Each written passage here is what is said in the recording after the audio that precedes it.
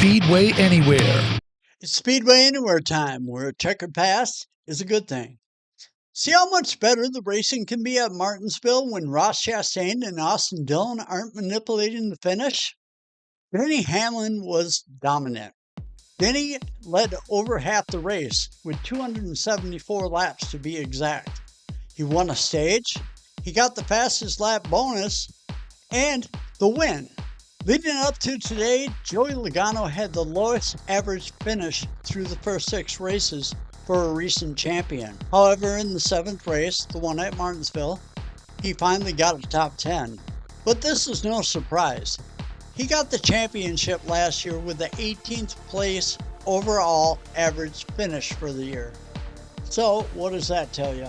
I did a video about all that last year in November if you want to go back through the history and find it. It's pretty in-depth about comparing the current chase format to the Winston Cup style points. So another takeaway is Bubba Wallace is off to the best start of his Cup career. He's got 2 top 3s in a row in addition to another top 10 that he achieved. A lot of people, including myself, were banking on Ryan Blaney for the win. But no go on that. Not even top 10. He finished just outside in 11th. If you were following the return of Casey Mears, not so good. 36. Nothing to write home about, but it was cool to see him back. So now with Denny Hamlin being sponsored by Progressive, I wonder if there's a chance that we're going to see a commercial with Flo and Jamie and Denny.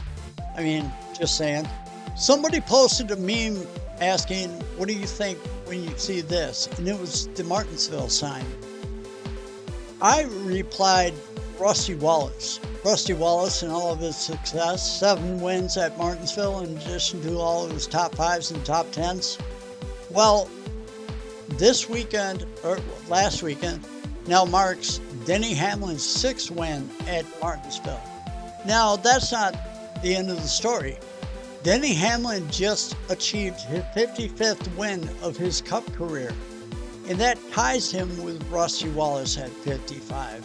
So that's a pretty good company to be in. So on to the Xfinity Series. That race looked more like a ARCA East or West race at best. Sammy Smith wasn't the only news.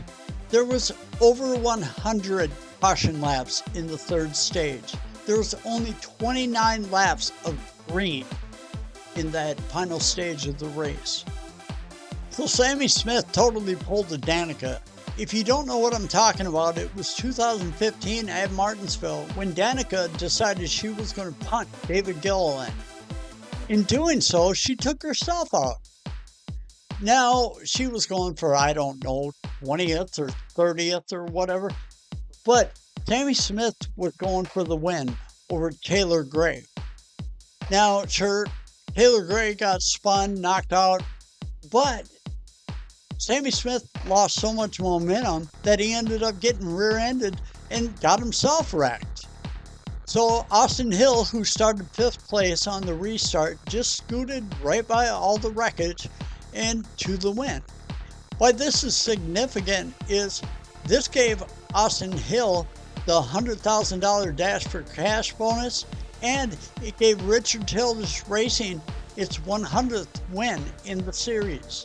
The Xfinity Series, the Nationwide Series, the Busch Series, the Sportsman Division, call it what you will. So it's on to Darlington for the throwback weekend. I'm not as impressed with this year's paint schemes as I have been in previous years. Still some pretty cool ones out there. So far, my favorite is Josh Berry. He's doing a throwback to Jim Clark.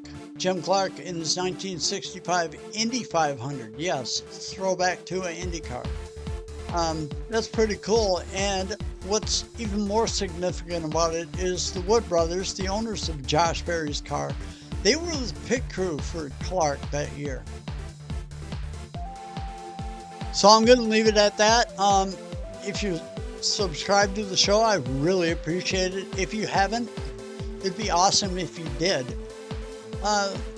The channel's kind of in a regrowing phase after I had to take a lot of time off last year for health reasons. So If you got anything to say about Martinsville and whatnot, go ahead and comment. Leave a like if you like the content, and we'll see you soon. Looking forward to Darlington. Speedway Anywhere.